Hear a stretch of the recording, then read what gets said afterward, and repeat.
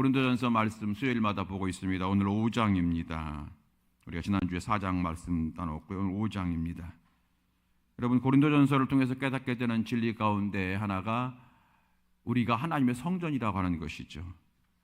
고린도전서 3장 16절 말씀, 너희는 너희가 하나님의 성전인 것과 하나님의 성령이 너희 안에 계신 것을 알지 못하느냐. 저와 여러분은 하나님의 성전인 줄로 믿습니다. 하나님께서 함께 하시는 인생이 되었다는 거죠.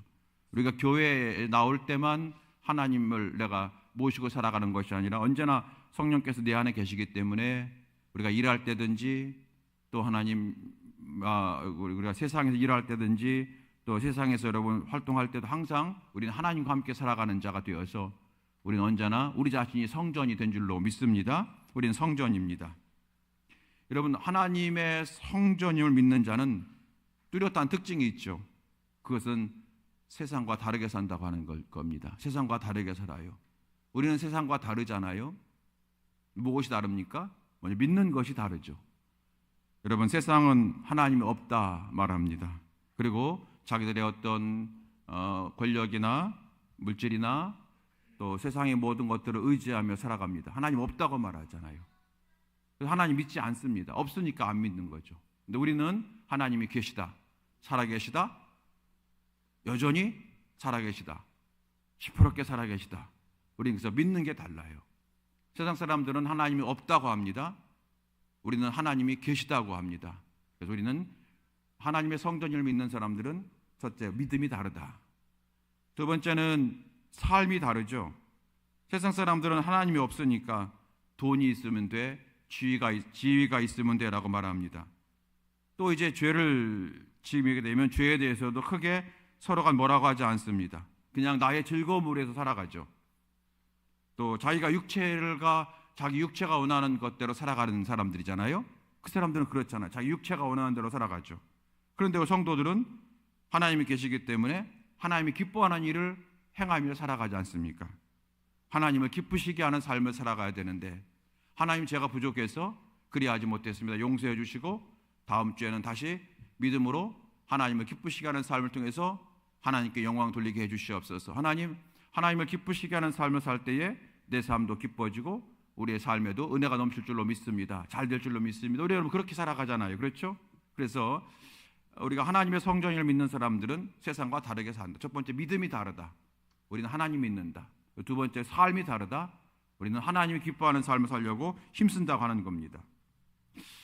요셉의 형통이라고 하는 책이 있어요. 요셉, 구약 성경에 여러분 요셉 있잖아요. 아브라함, 이삭, 야곱, 요셉. 그 요셉의 형통이라고 하는 책이 있어요. 요셉이 정말 형통하게 살았어요. 그래서 요셉에 대해서 연구한 책이 굉장히 많이 나오는데, 요셉의 형통이라고 하는 책을 보게 되면 요셉이 하나님께 큰 은혜를 받고 복을 받았지 않습니까? 그럴 때 요셉이 그렇게 하나님의 은혜를 받고 복을 받게 된 비결이 뭐냐? 두 가지로 설명을 해요. 첫 번째는 믿음을 지켰기 때문이라는 거죠. 형들에게 미움 사서 애굽의 종으로 팔려갔잖아요. 거기서도 믿음을 지켰어요. 그리고 감옥에 들어갔습니다. 감옥에 들어갔을 때도 누명을 쓰고 들어간 거잖아요. 거기서도 내가 이렇게 하나님을 잘 섬기는데 누명이 있어도 복줘 주셔야지, 이렇게 내게 엉뚱한 누명을 쓰게 해서 이 다른 나라에서 감옥에까지 들어가게 하느냐, 그러지 않고 거기서도 하나님 뜻이 계시겠지 그러면서 믿음을 지켜나갔어요. 그리고 높은 자리에 올라갔어요. 어느 자리까지 올라갔어요? 애굽의 총리 대신까지 올라갔잖아요. 거기서도 그는 교만해지지 않고 애굽 사람 되지 않고 하나님에 대한 믿음을 지켰어요. 그래서 마지막에 자기 형들에게, 자기 조상들에게, 후손들에게 내가 이제 죽으면 내 시신을 가지고 반드시 여기를 떠나라. 그래서 이제 그 가나안 땅으로 돌아가라라고 하는 말을까지 했잖아요. 그래서 요셉이 형통했던 비결이 뭐냐? 믿음을 지켰기 때문이다 하는 거예요.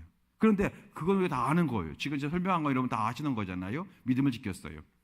집에서도, 또 종으로 팔려갔을 때도, 감옥에 들어갔을 때도, 높은 자리에 올라갔을 때도 그는 교만하지 않고 믿음을 지켜냈어요. 근데 두 번째 있다는 게 뭐냐면 정직했대요. 정직한 사람이었다. 하나님 앞에 정직했어요. 하나님 앞에서나 사람 앞에서나 정직했죠. 그래서 여러분 보디발의 아내가 유혹을 할 때도 아무도 없다 그럴 때도 아무도 없는 게 아닙니다. 하나님이 지금 나를 바라보고 계십니다. 그랬어요. 그리고 또 한 가지, 내가 하나님 앞에 득죄할 수가 없고 당신의 남편 보디발에게 내가 죄를 질 수가 없습니다. 그래서 하나님 앞과 사람 앞에 정직했어요. 그래서 그 책은 뭐냐면 요셉의 형통의 비결이 뭐냐, 믿음과 정직이라고 얘기합니다. 믿음과 정직한 거. 자, 근데 오늘 본문에 나오는 이 고린도 교회, 이 고린도 전서는 여러분 사도 바울이 고린도 교회에 주신 편지잖아요. 이 고린도 교회에는 어떻게 했느냐? 고린도 교회는 정직하지를 못했어요. 순결하지를 못했어요. 오늘 그 이야기를 말씀하고 있습니다. 그래서 오늘 본문에서 바울이 이렇게 말합니다. 내어 쫓으라 이렇게 말합니다. 내어 버리라, 내어 쫓으라 이렇게 얘기합니다. 자, 2절 말씀 보게 되면 2절을 그리하고도 너희가 오히려 교만하여져서 어찌하여 통한이 여기지 아니하고 그 일 행한 자를 너희 중에서 쫓아내지 아니하였느냐. 쫓아내지 아니하냐, 내쫓으라 이런 말이죠. 그리고 맨 마지막 절 13절 말씀 보시겠어요? 13절 다 같이 읽겠습니다.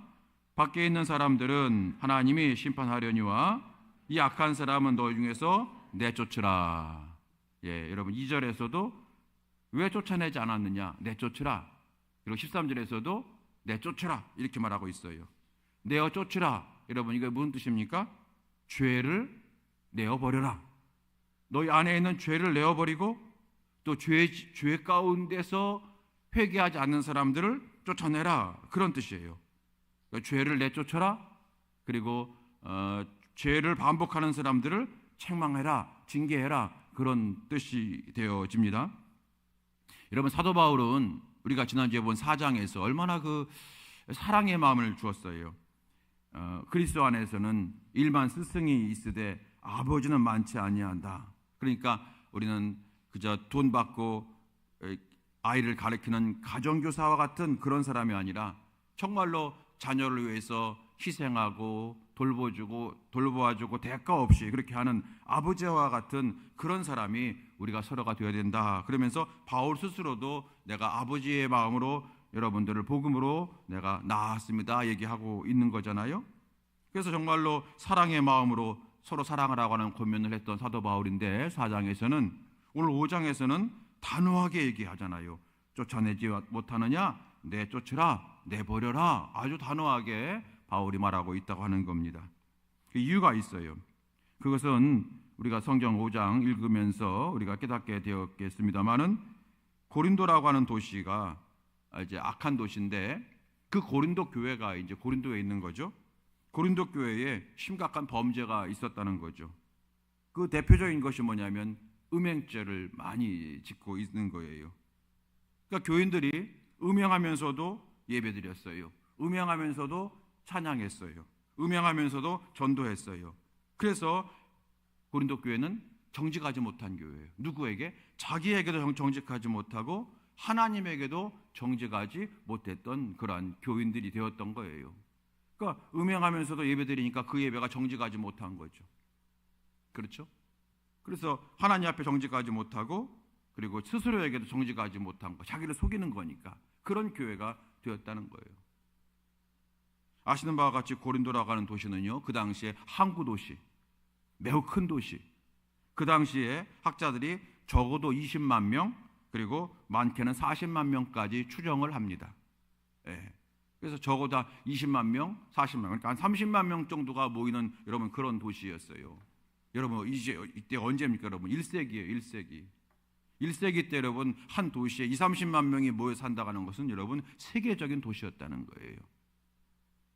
그런데 이 도시가 그러다 보니까 우리식으로 하면은 매우 무질서한 도시였어요. 흥청망청한 도시였어요. 그래서 막 거들먹거리고 육체를 자랑하고 쾌락이 난무하고 정말로 돈이면 다야 그런 도시였고, 그 당시에도 그게 너무 심해서 여러분 그 지역에서 흥청거리고 거들먹거리고 조금 못된 짓을 하는 사람들 보게 되면은 이렇게 얘기했대요. 고린도 같은 녀석들, 이렇게 얘기했대요. 그러니까 그러니까 그런 사람 보게 되면 저거 고린도 출신 아니야? 이렇게 얘기하고, 또 그런 사람 보게 되면은 고린도 같은 놈, 이렇게 얘기를 했다는 거예요.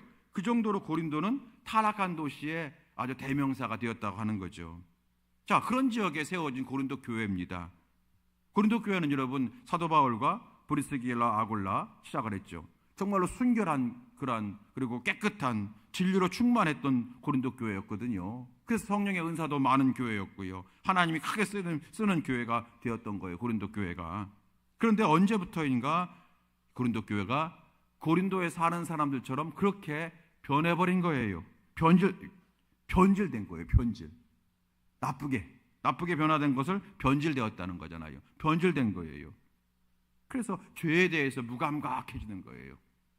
그러면서 누가 죄를 지면은 뭐 그럴 수 있지 뭐 다 그렇게 사는 거 아니야? 뭐 그렇게 얘기하는 거예요. 그러면서 점점점 정도가 심해진 겁니다. 특별히 여러분이 고린도는요, 아프로디테의 여신을 섬겼던 도시라고 알려져 있어요. 이 아프로디테 여신이기 때문에 그 우상을 섬기는 사제들이 여자 사제들이 있는데, 여자 사제들이 그들의 어떤 제사 예식을 할 때마다 고린도의 예쁜 남자들을 유혹을 해서 음란한 예식을 했다는 거예요. 실제로 여러분 이쪽에 터키, 그리스 그쪽에 성지순례를 다녀오신 목사님들의 얘기를 들어보게 되면 그 고린도 유적지에 가게 되면요, 그 눈뜨고 보기에 민망한 그런 그림이라든지 그런 좀 민망한 축구금 이상, 39금 이상 그런 조각상들이 굉장히 많이 있다고 그러네요. 여러분 다녀오신 분 있으십니까? 그렇다는 거예요. 지금도 그 모양이 남아있다는 거죠. 그런 영향을 받아서 고린도 교회 교인들이 성적으로 매우 타락을 하게 된 겁니다. 오늘 그 얘기를 하고 있는 거거든요. 1절 말씀 보실까요? 1절 어느 정도 타락을 했느냐? 1절 말씀 1절 자 시작. 너희 중에 심지어 음행이 있다함을 들으니 그런 음행은 이방인 중에서도 없는 것이라 누가 그 아버지 아내를 취하였다 하는도다. 예, 여러분 이게 고린도 교회 교인들을 향한 사도 바울의 그런 뭐랄까요, 그 지적이고 책망이에요. 너희 중에 심지어 음행이 있다함을 들었다는 거죠. 그런 음행은 이방인 중에서 없는 것이라 세상 사람들보다 더했다는 거예요. 더하면 더했지 덜하지 않았다는 거예요. 그러면서 누가 그 아버지의 아내를 취하였다 하는도다. 무슨 뜻인지 아시죠? 그러니까 이 당시 남자들은 첩을 두는 것이 당연한 거예요. 첩을 두는 게 당연해요. 그리고 나서 그 아들들이 아버지의 첩과도 간통을 하는 거예요. 아버지의 첩과도 음행을 하는 거예요. 그런 게 이제 그 당시에 교인들 가운데 있었다고 하는 것이 저 사도 바울의 기회까지 들게 된 거예요. 여러분 한두 명이 이러면 그 소문이 났겠어요? 이런 일들을 당연히 여겼다는 거예요, 교인들이. 그러면서 아이고 뭐 저 옆집 누구도 그래, 뭐 누구도 그래 이렇게 얘기를 하면서 당연히 여기는 이 풍조가 교회 안에까지 들어오게 되었다는 겁니다. 이런 일들에 대해서 사도 바울이 뭐라고 말하냐면 2절 말씀입니다. 2절 다 같이 시작.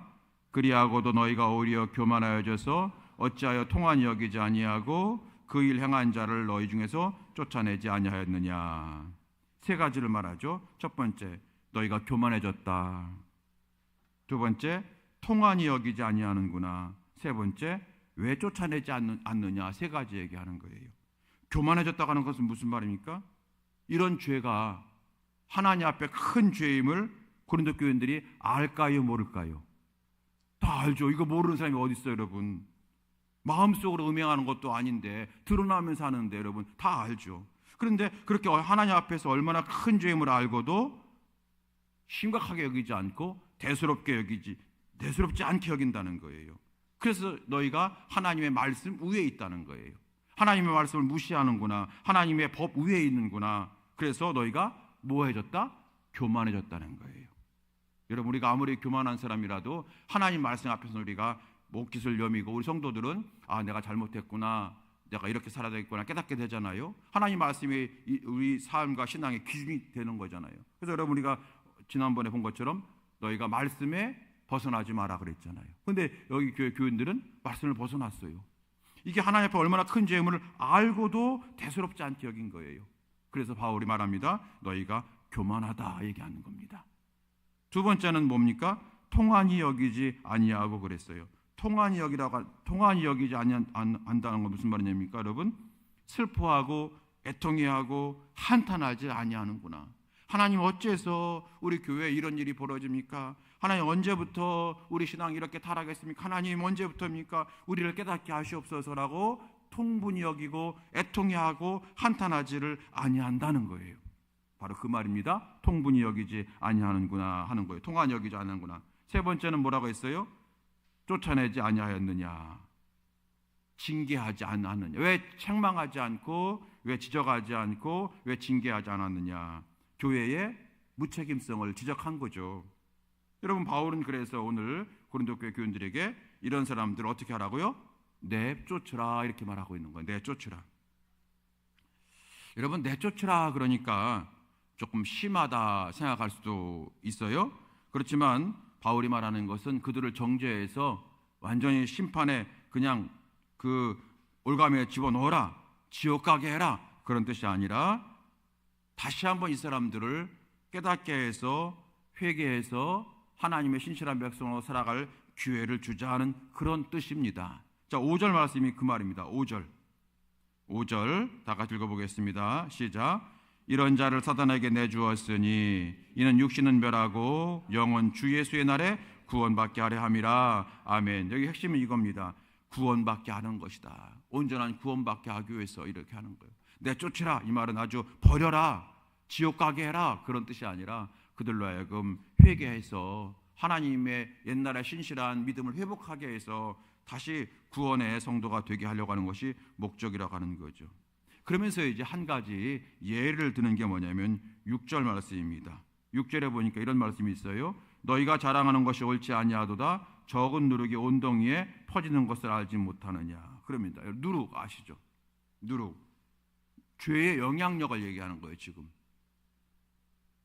여러분, 밀가루에 누룩을 넣으면 누룩이 쫙 퍼지죠. 그래서 여러분께 빵이 되는 거잖아요, 여러분. 예. 여기서 누룩은 여러분 그렇게 우리가 좋은 빵을 먹기 위해서 넣는 그런 누룩을 말하는 것이 아니라 이 퍼지는 걸 얘기하는데, 좋은 게 퍼지는 게 아니라 여기서 말하는 누룩의 모습은 나쁜 것이 퍼지는 것을 얘기하는 거예요. 막 부풀어 오르잖아요, 여러분. 누룩이 넣으면 부풀어 오르잖아요. 그런 것처럼 죄는 누룩과도 같다. 그러니까 그 죄가 계속 다른 죄를 잉태한다는 거예요. 첫 번째는 내가 지은 죄, 내가 죄를 지면, 내가 이런 죄를 지면 또 다른 죄를 내가 짓게 된다는 거예요. 이게 쉽다는 거예요. 또한 내가 죄를 졌는데 이것을 내가 깨닫지 못하고 징계하지 못하고 돌이키지 않냐면 내가 죄를 진 것이 다른 사람에게도 그렇게 죄를 질 수 있도록 다리를 놓아주거나 시험에 빠지게 하게 되어진다는 거예요. 죄가 전염된다고 하는 뜻을 얘기하고 있는 겁니다. 그런데 여러분 6절 말씀 보니까 이렇게 되어 있어요. 너희가 자랑하는 것이 옳지 아니하도다. 적은 누룩이 온덩이에 퍼지는 것을 알지 못하느냐. 자, 여러분 여기서 너희가 이렇게 음행하는 것은 옳지 않다. 적은 누룩이 온덩이에 퍼지는 것을 알지 못하느냐. 이렇게 했으면 이게 문맥이 맞는데 여기 보니까 너희가 자랑하는 것이 옳지 아니하도다라고 얘기했어요. 갑자기. 무슨 뜻입니까, 여러분? 여러분, 고린도 교회는 바울파, 게바파, 아볼로파가 나눠져 있었잖아요. 나눴다고 하는 것은 서로 우리가 내 신앙이 최고야, 내가 온전해, 이렇게 여러분 자랑하는 거잖아요. 자랑하니까 나눠지는 거죠. 바울파는 다른 파를 무시하고 자기들을 자랑하고, 아볼로파는 다른 파들을 경멸하고 자기들이 믿음이 최고라고 얘기했겠죠. 여러분, 그런 자랑인 거예요. 그래서 오늘 6절에 뭐냐면 너희가 그렇게 자랑하는 것이 누룩과도 같다는 거예요. 자랑하는 신앙생활로 끝나는 게 아니야. 그런 게 점점 퍼져서 더 큰 죄로 퍼지는 거야 라고 말씀하고 있는 것이 6절 말씀이 되어지는 거예요. 그래서 죄의 전염성을 말하는 겁니다. 여러분, 죄라고 하는 것이, 여러분 그런 말 있잖아요.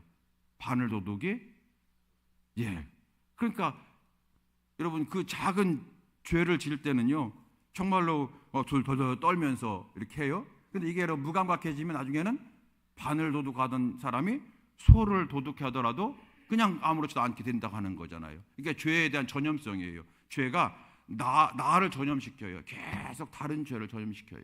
그리고 내가 죄를 지었을 때 다른 사람들한테 그 죄를 영향을 준다고 하는 거예요. 나쁜 영향을 준다는 거예요. 그래서 이제 얘기합니다. 묵은 누룩을 내버려라. 묵은 누룩. 8절 말씀 보겠습니다. 8절. 8절 시작. 이러므로 우리가 명절을 지키되 묵은 누룩으로도 말고 악하고 악에 찬 누룩으로도 말고 누룩이 없이 오직 순전함과 진실함의 떡으로 하자. 아멘. 여기 우리가 명절을 지키되 이 말은 그런 거죠. 출애굽할 때에, 여러분 출애굽할 때에 이스라엘 백성들에게 누룩 없는 빵을 먹으라고 했잖아요. 그런 것처럼 우리가 어떤 죄를 전염시키고 과거의 육신에 속한 옛 삶을 우리가 묵은 누룩이라고 얘기를 하는 거예요. 그래서 이것을 다 내버려라는 거예요. 우리 조상들이 출애굽할 때에 진짜 애굽에서 살다가 하나님 모르고 살다가 이제 하나님께 인도받아서 가나안 땅으로 갈 때에 누룩 없는 빵을 먹었던 것처럼 우리도 이제 세례받고 하나님 백성이 되었는데 이제 누룩 없이 살자는 거예요. 여기 누룩이라고 하는 것은 우리도 이제 빵을 먹을 때 누룩 없는 빵, 맛없는 빵을 먹자 이런 말이 아니라 무슨 말이죠? 묵은 누룩, 옛 품성, 옛 성품, 옛 어떤 육신에 속한 삶을 다 버리라는 거예요. 그러면서 순전함과 진실함의 떡으로 하자. 이 말은 순전함과 진실함으로 살라 이렇게 말씀하고 있는 거예요. 순전함과 진실함. 순전하다고 하는 것은 여러분 이런 뜻입니다. 빛 가운데 부끄럽지 않게 살라 이런 뜻입니다. 빛 가운데 부끄럽지 않게 살라. 빛은 뭡니까? 예수님이시죠. 예수님 앞에 부끄럽지 않게 살라. 그리고 진실함의 떡으로 하자 그랬죠. 진실함이 뭐냐면은 감출 것 없는 사람이 되라 그런 뜻입니다. 감출 것 없는 사람이 되자. 우리는 여러분 예수님 앞에서 부끄럽지 않은 삶을 살아야 되고 그리고 감출 것이 없는 사람이 되어야 될 줄로 믿습니다. 하나님 앞에 감출 것이 없는 사람이 되어야 되겠죠. 내가 하나님 앞에 여러분 감출 수밖에 없는 죄를 졌어요. 그럼 어떻게 하면 됩니까? 회개하면 되는 거잖아요. 그래서 내가 지은 죄를 그때 계속 회개하고 점점점 하나님께서 기뻐하시는 성도로 가는 거예요. 이게 여러분 순전함과 진실함의 성도가 된다고 하는 뜻 아니겠습니까? 여러분 뭐 다 아시는 내용이죠. 여러분들 기도하는 내용이잖아요. 교회라고 하는 것은 건물만이 교회가 아니다. 우리 알고 있지 않습니까? 성도가 교회다. 그런 거 아시죠? 여러분 우리 명암교회는 이 곤지암로 11번 길에만 있는 이 건물만이 아니라 우리 각자가 여러분 교회가 된다. 여러분 알고 계시죠? 동의하시는 줄로 믿습니다.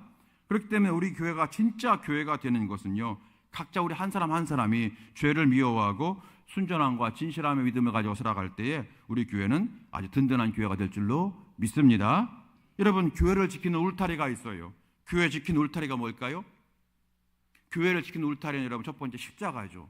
십자가가 높이 서 있는 것이 교회입니다. 그렇죠? 그리고 교회 들어오면 십자가가 있어요. 우리의 중심은 십자가다 그런 뜻입니다. 우리의 중심은 십자가다. 그러니까 또 한 가지 교회 울타리가 있어요. 교회 또 한 가지 교회 울타리는 뭐냐면 여러분 성도의 옳은 행실입니다. 울타리, 성도의 옳은 행실.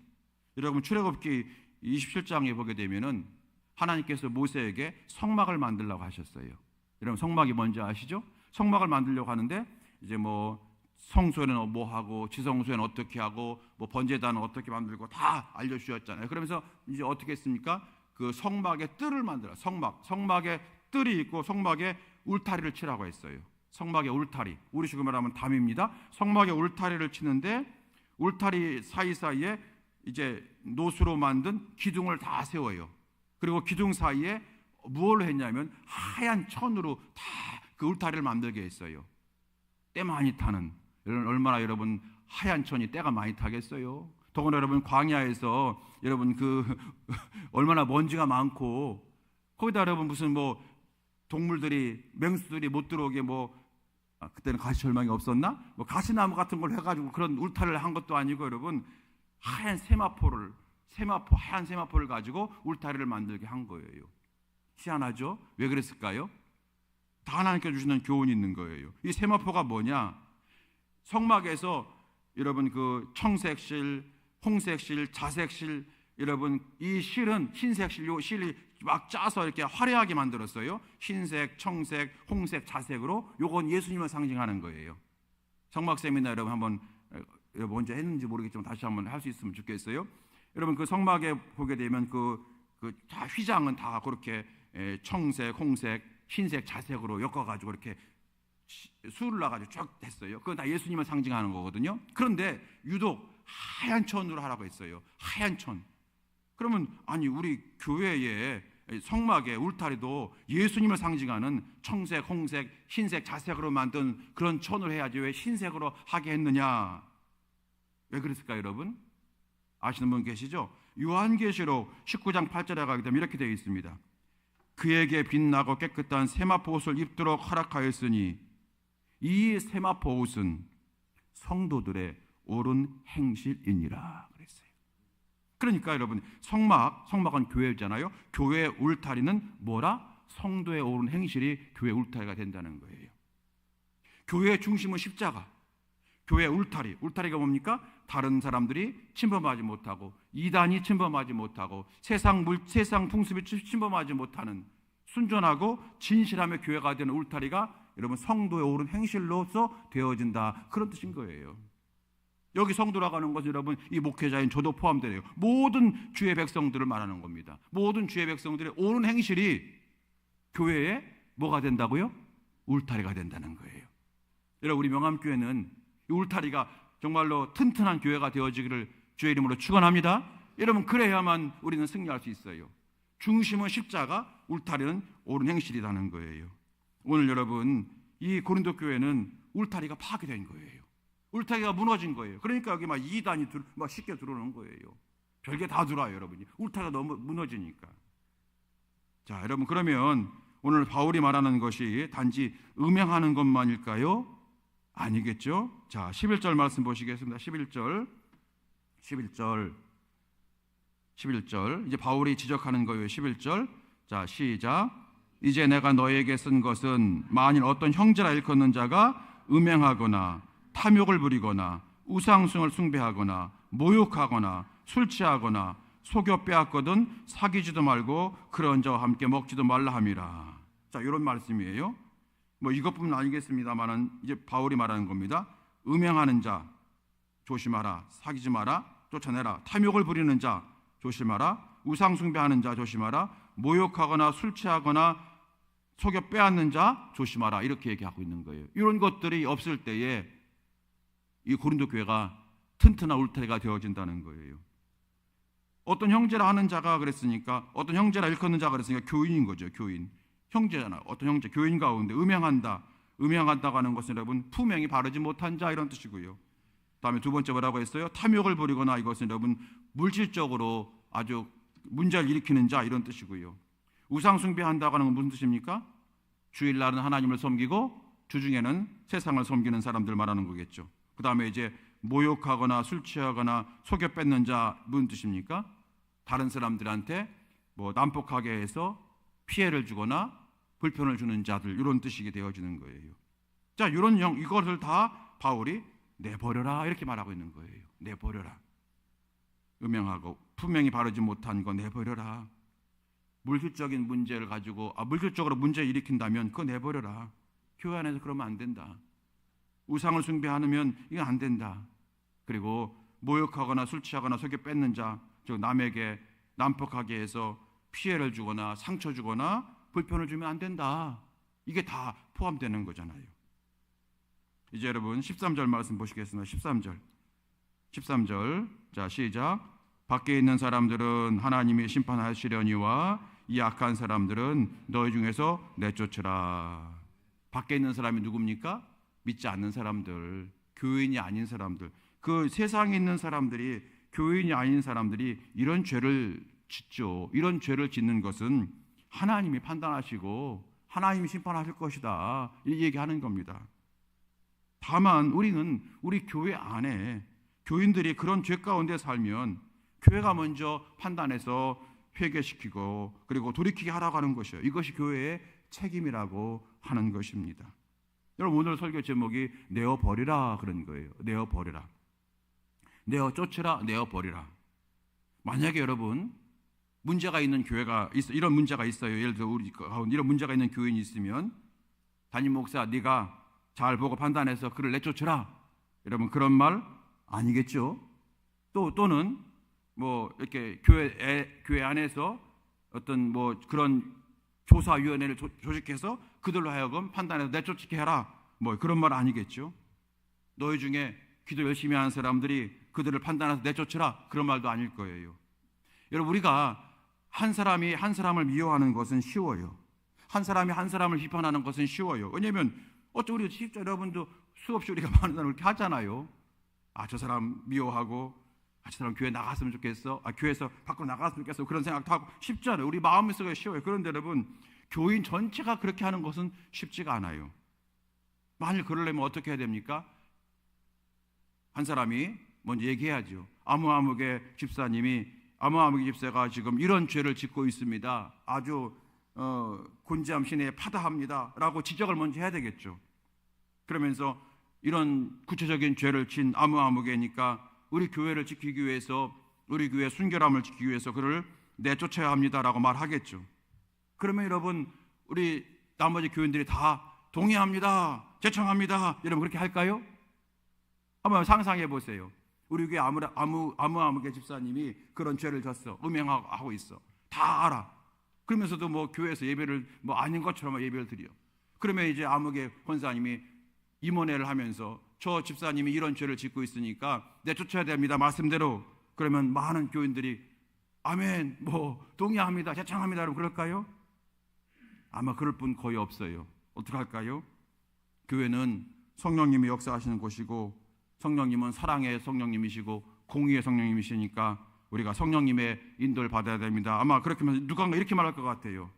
주님께서 죄를 용서하시라고 했는데 우리가 한 번만 용서합시다, 뭐 그렇게 얘기할 거예요, 여러분. 그렇죠? 아니에요? 또는 사실 우리 중에서도 그렇게 떳떳한 사람 없는 것 같습니다. 저 사람은 그런 죄 가운데 있지만 나는 이런 죄 가운데 있습니다. 그러면서 우리도 한번 이런 기회에 우리 자신을 되돌아봐야 됩니다. 여러분 그렇게 하겠죠? 정상적인 교회라면 다 그렇게 할 겁니다. 그러면서 이 사람을 한 사람을 비판하는 가운데 어떤 일이 벌어지겠어요? 모든 성도들이 자신을 돌아보고 회개하는 일이 벌어지게 될 거예요. 그래서 죄진 사람도 회개하고 새로워지고 다른 사람들도 자신을 돌아보고 새 믿음 갖게 될 줄로 믿습니다. 그래서 제가 오늘 내쫓으라고 하는 말씀에 제목하지 않고 내어버리라 그런 거예요. 죄 짓는 사람을 내쫓는 것도 중요하지만 내 안에 그러한 죄가 있는지를 모르고 내 안에 그런 묵은 누룩이 있음을 내가 있다면 내버려라 하는 거예요. 바울이 의도하는 건 그거예요. 너희 가운데 아무아무개가 그런 죄를 짓고 있다는 걸 내가 다 들었으니까 왜 내쫓지 않았느냐, 그걸 말하는 게 아니라 그 사람을 회개시켜서 다시 옛날 뜨거운 신앙으로 회복시키고, 이번 기회에 너희들이 혹시 나는 내버릴 것이 없는가 한번 돌아보면서 우리의 믿음을 새롭게 해야 된다고 바울이 말하고 있는 겁니다. 우리 모두가 새로워져야 된다, 이렇게 말씀하고 있는 것이 오늘 여러분 고린도전서 5장의 말씀인 거예요. 여러분 이제 말씀 마칩니다. 오늘 내어버리라, 이런 말씀. 오늘 말씀을 여러분 기준 삼아서 저와 여러분도 우리 신앙을 점검하고 성숙한 성도로, 또 하나님이 기뻐하는 성도로 새로워지게 되기를 간절히 바랍니다.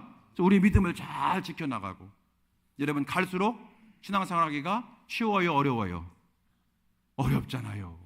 갈수록 신앙생활하기가 어려워요. 근데 여러분 요한계시록 보게 되면 마지막 때는 더 어렵다고 그래요. 그럼 우리는 믿음을 잘 지켜야 돼요. 순전함과 여러분 온전함으로 진실함으로 지켜야 되거든요. 이런 말씀을 통해서 우리의 믿음을 지키고, 또 내가 믿음을 지킴을 말미암아 내가 우리 교회에 뭐가 되는 거예요? 울타리가 되는 거예요. 우리 교회는 이단이 침범하지 못하고 세상이 침범하지 못하고 악한 영이 침범하지 못하는 울타리를 나의 옳은 행실로 내가 되어질 때에 우리 명암교회는 더욱더 하나님 기뻐하는 교회가 될 줄로 믿습니다. 여러분 오늘 말씀을 기억하시면서 특별히 이제 사순절 기간인데요, 하나님 우리 가운데는 이러한 죄가 없기를 바라고, 혹여 하나님 내가 누구를 지적하기 앞서서 내 안에 이런 죄가 있다면, 묵은 누룩이 있다면 하나님 내어버리는 결단 있게 하시고 용기가 있게 하시고 깨달음 있게 하여 주옵소서. 여러분 그런 기도가 오늘 저와 여러분의 기도가 되어서 주의 마음에 기쁨을 드리고 주님이 축복하신 성도가 되어지는 우리 모두가 다 될 수 있게 되기를 예수님의 이름으로 축원합니다. 찬송가 부르시겠습니다. 455장 찬송하시겠습니다.